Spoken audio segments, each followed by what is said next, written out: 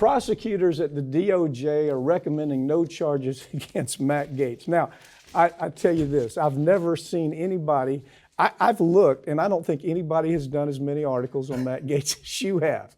And you have concluded he's going to prison. I have concluded he's going to prison. I've concluded that they certainly have enough to indict. You and I have done the same, we've landed kind of in the same way.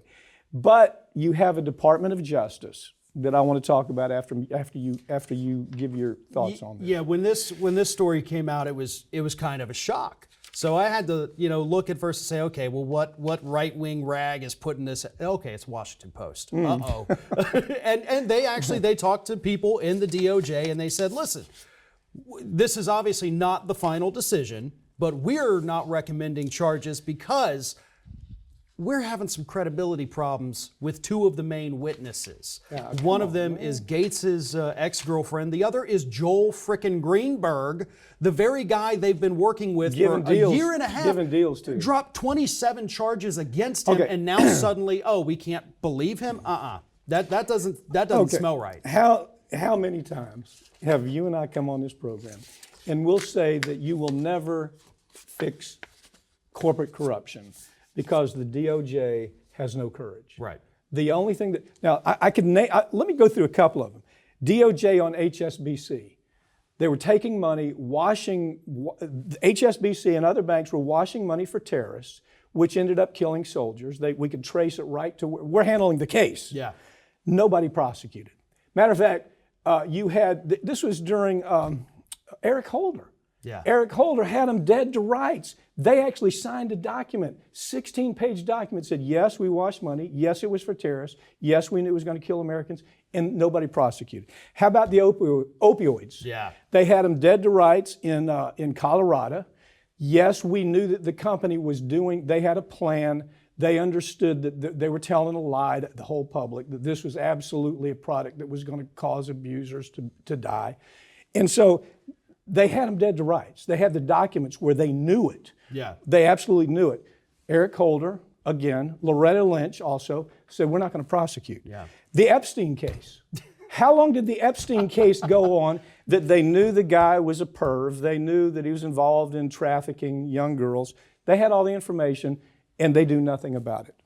Our DOJ, PFAS, in our water, killing people slowly with cancer. I know they have the information because we sent it to them. They have all the information that shows how bad this stuff is. No conduct. Nobody prosecuted. Nobody even investigated. How about Factor VIII? This is where hemophiliac children were taking a clotting factor. The company understood that it had AIDS contamination in it. We got it off the market in the U.S. You know what they did with it? Shipped it all over the world. Shipped it to South America, shipped it to Asia. You know how many prosecutions there were? 0. And honestly, it looks like we're seeing the same thing here because, listen, I don't doubt this report. I don't doubt that this is what these prosecutors at the DOJ are saying because they're afraid. Yeah. It's not because they suddenly think Joel Greenberg is not giving them accurate information.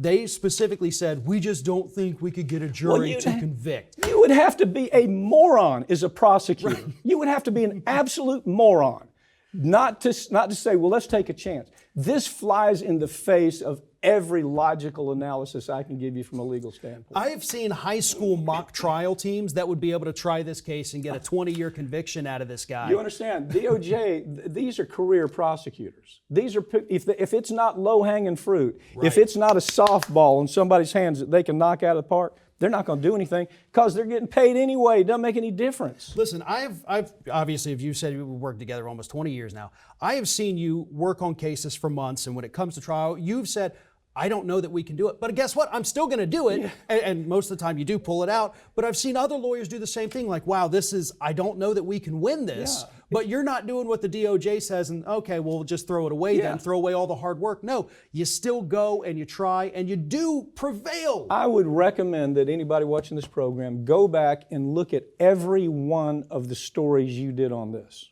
They're all precise. There's no guesswork. You based your analysis on stuff that was in front of the DOJ. Yep. I would ask everybody go back and look at that and understand, maybe you can understand what happened here, because I can't.